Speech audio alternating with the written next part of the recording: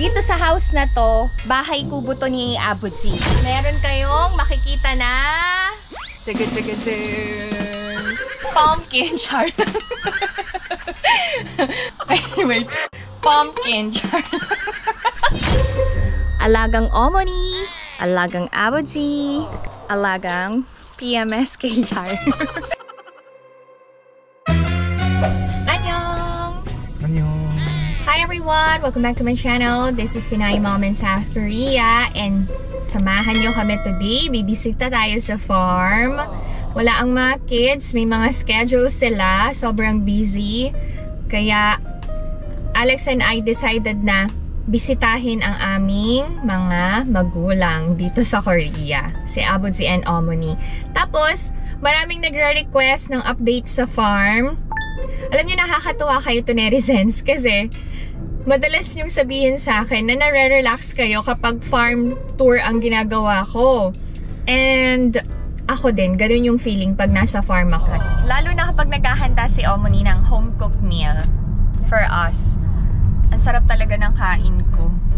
Kasi ano yan eh, alagang nanay. Since si Omoni ang aking nanay dito sa Korea, wala nang iba. Punta tayo sa farm today. Diyan lang kayo to netizens.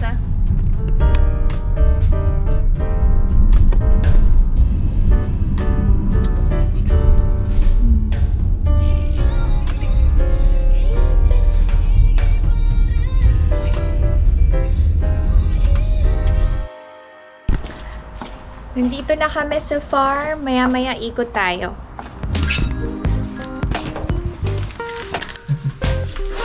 Abuji, try wassayo. Wala si Omoni. Gumala daw.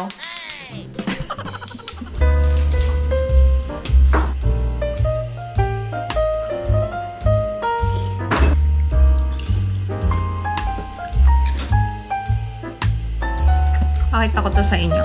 Bagong puno ni Abuji. Siyempre, maghugas tayo ng pinagkainan. Last week kasi naflatan ako. Tapos, hindi ko alam yung gagawin ko kung sino yung tatawagan ko. Si Alex hindi sumasagot sa tawag ko. So, ang tinawagan ko si Abuji. Sinisermonan ako. Bakit daw hindi ko chine-check maigi yung sasakyan?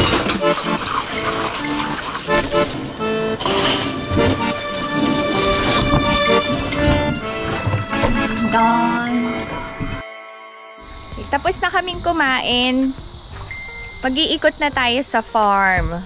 Punta muna tayo sa house doon, kung saan maraming tinanim na iba't ibang gulay si Abuji.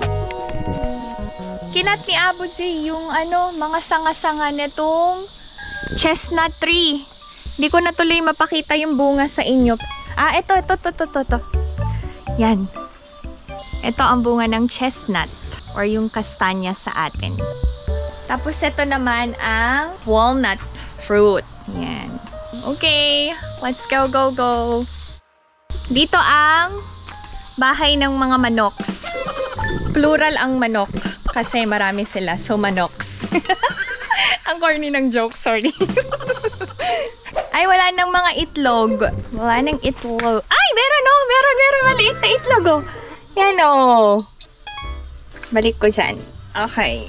Hindi bumibili ng itlog ang mga biyanan ko. Tapos yung mga itlog, binibenta lang nila sa mga piling tao. Kasi alaga yung mga hens ni Abuji. So magandang quality yung mga eggs talaga. Okay, ito naman ay ang persimmon. Maliliit pa, pero madaming bunga. Yan. Here, nagtatago sila sa ilalim ng dahon. Ito yung beans. Wala pang mga bunga-bunga. Ang beans ay ginagamit ni Omoni sa pagluluto niya ng sinaing. Nandito na tayo sa house. Ay! May bunga na ang sesame! Oh, nandito na. Ayan na, Yan. Nakikita nyo to? Nandyan ang sesame seeds. Ang dami, Source of income ng mga biyanan ko ang sesame seeds. Alex is here. He's gonna be my cameraman. Mag-start tayo dito. Ito ay onions. Let's see. Onions. Hindi pala onions. Welsh onion. Ito. Yung dahon yan. Okay. Tapos, syempre, hindi mawawala ang cucumbers. Ito. Ganyan ang bulaklak. Ito na. Oo, ito. Ayan. Madaming cucumbers kasi si Omoni gumagawa siya nung cucumber kimchi. Ang cucumber kimchi hindi nawawala sa side dish ng mga biyanan ko. Tapos, syempre, hindi din nawawala ang pumpkin char. Busog na ako, so may bilbil na. Wait. Pumpkin char. Natatawa yung asawa ko. Ito yung bulaklak ng kalabasa. Diba masarap to na gawing dinengdeng? Tama ba ako? Wala pang bunga ang kalabasa. Meron yung yung pumpkin talaga, and then meron din yung tinatawag na young squash or young pumpkin. Ang tawag sa Korea ay ehobak. So ganito yung itsura niya. Ito yung ginagawang side dish and hinahalo sa soybean paste too. Move pa tayo. Tapos meron ding celery. Ito yun.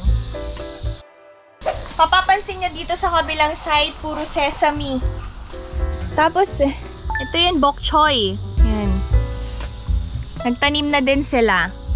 Dito sa house na to, bahay kubo to ni Abuji. Kasi, iba-ibang gulay talaga yung tinatanim niya every year. So, punta tayo dito banda. Meron kayong makikita na pakwan. Oh, diba? Maliit lang, wait. Okay, maliit lang ang pakwan. Yan. Wala pang bunga yung iba.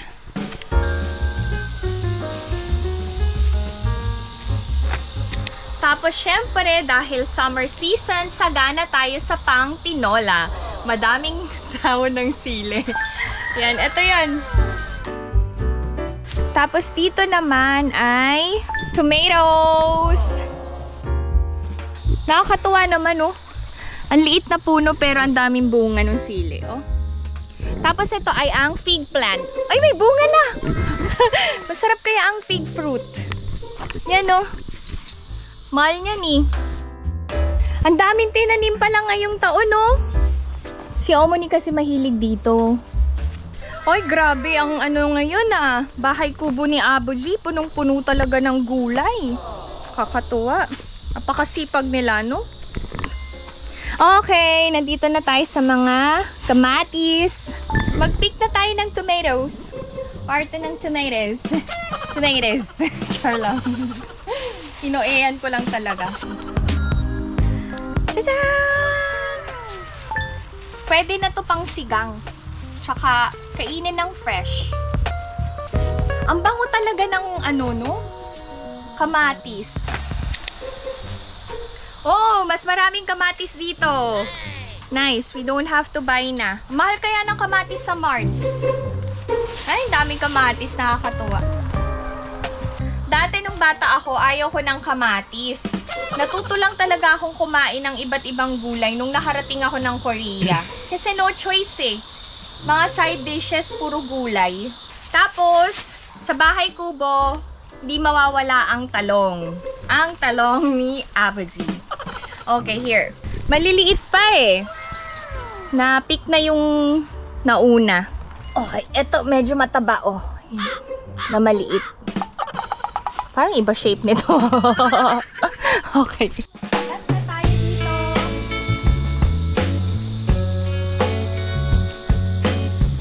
Wait, I forgot to show you. May mga pulang sili na din. Yan. Malilim naman, pero pinagpapawisan ako. Mainit talaga sa loob ng house. So, punta na tayo dito sa apple orchard. Update ko na kayo. Ito na ang mga apples ni Abuji. Alagang Omoni. Alagang Abuji. Alagang PMS Jar. Okay. Okay, ito yung house sa likuran ng bahay nila Alex. Lakad tayo to netizens. More on apples.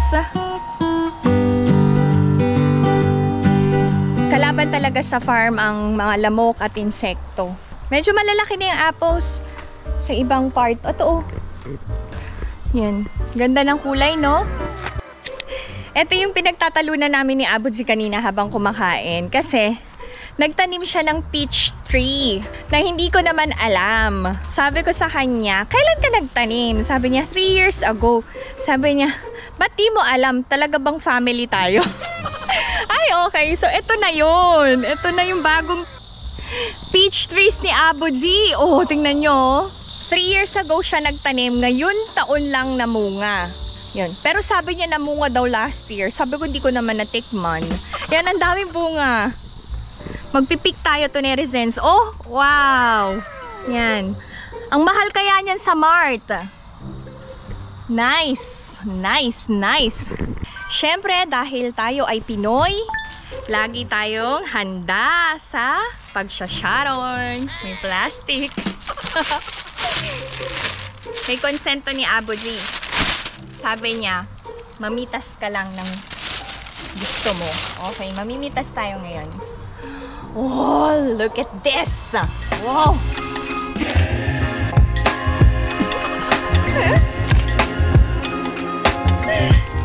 Ang ganda talaga ng color ng peach.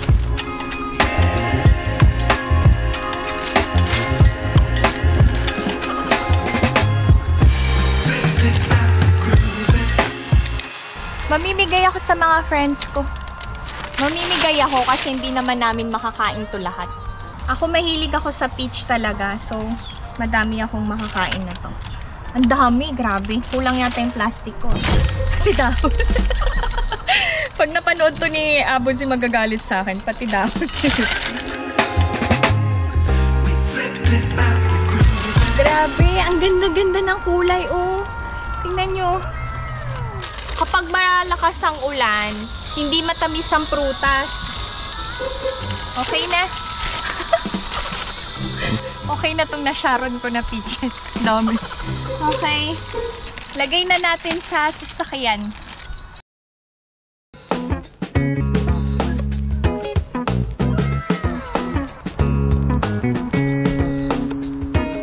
Okay. Ito naman ang tinatawag na tulpe. Yun yung mga maliliit na pears. Yung iba kasing pears malalaki.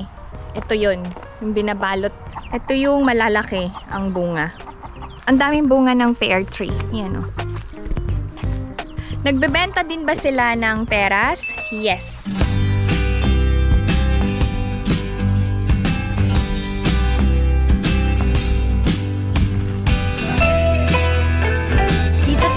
Sa maisan naman ni Abudzi. Ang mais ni Abudzi. Ito. Yan. Hindi na ako kukuha ng mais kasi last week nagbigay si Omoni. Hindi naman kasya na sa ref. Puro mais. Dun pa, may mais din. Tapos, dito sa farm, nagtatanim din ng peanuts ang aking mga biyanan. Tapos ito ay sweet potatoes. Alam nyo ba na kinakain yung tangkay ng kamote dito sa Korea? Ginagawang side dish. Sa atin, 'di ba? Ginagawang salad yung dahon. Dito naman yung tangkay. Tapos, syempre ito, sesame. Ikot pa tayo dito, netizens, habang hindi mainit. Pero nagpapawisan ako, mainit yung singaw. May mais pa dito.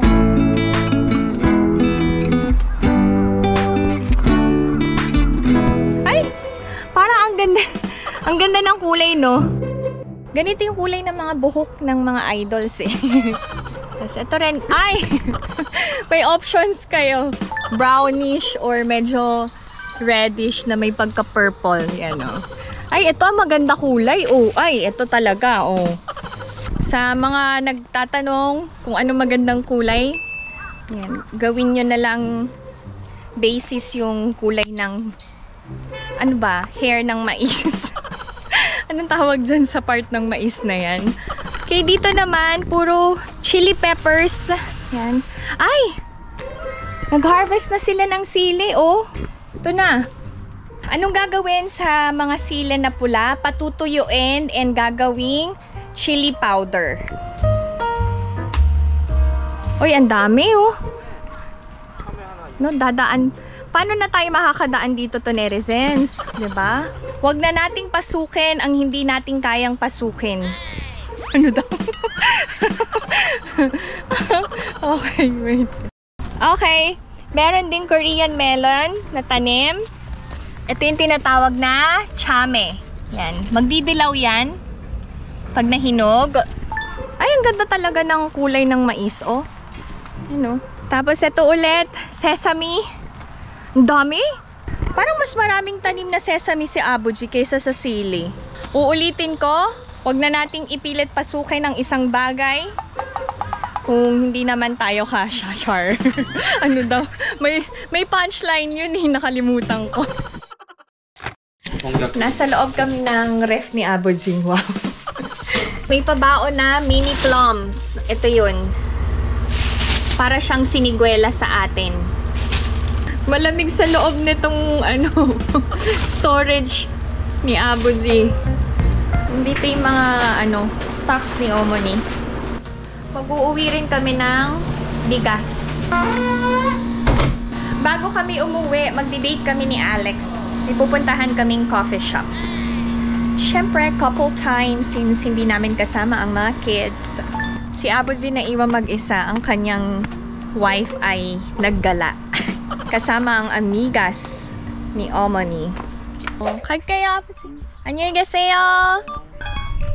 Sobrang blessed talaga kami to have my in-laws. Ang dami nilang tanim. Ang sipag-sipag, lalo na si Abuji.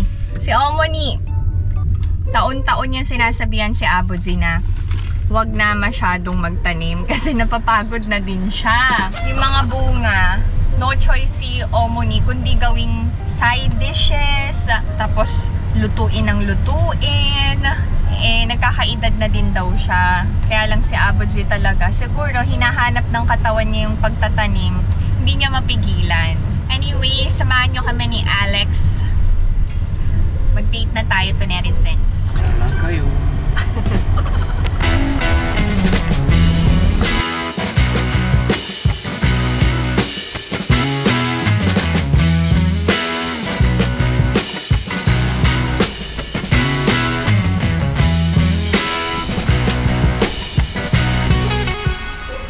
Welcome sa aming bahay. House tour tayo, house tour. So, pagpasok nyo pa lang may vanity mirror. So, we can always check our looks. Siyempre, social ang aming bahay. May sarili kaming coffee shop sa loob. Char lang. Yung teddy bear nyo, pagod na.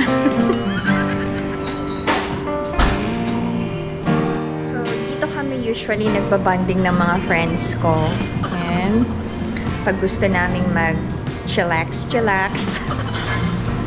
pinaninindigan yung house tour, eh, no?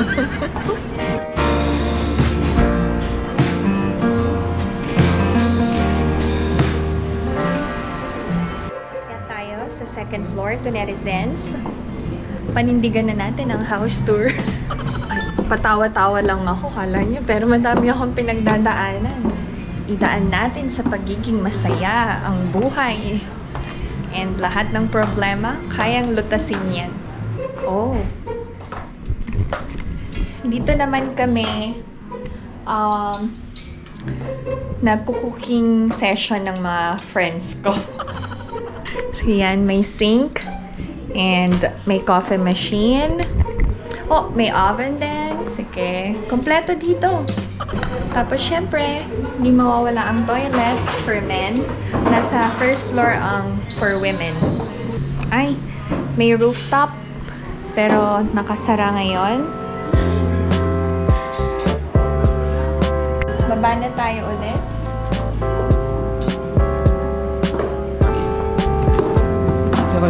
While waiting sa drinks, labas tayo to netizens. Pasyal ko kayo sa aming backyard ko. Wow! Whoa! Mountain and river view. Very relaxing ang place namin talaga.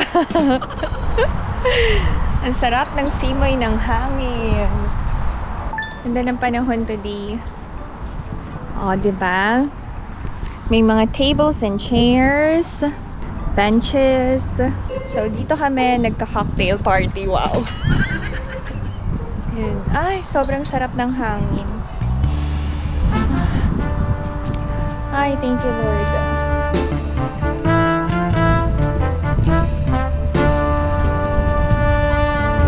So, kapag nag-gather kaming mga mommies, kasama ang mga anak namin, the kids can play around here. Safe naman kasi Bermuda grass. Wow.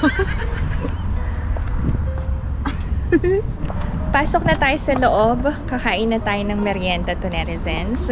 Alam nyo ba, nung buntis ako kay Ina, isa sa mga pinaglihian ko ang cinnamon bread.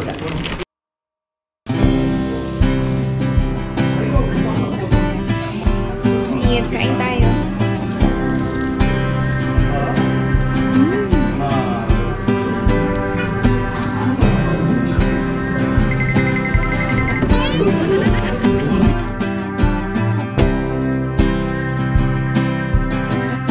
Ang ganda ng view sa labas. They're asking, why are you losing weight? 살 안 빠졌는데? 똑같아 그냥.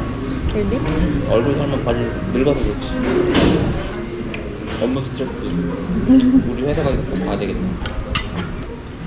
Grabe epekto ng stress.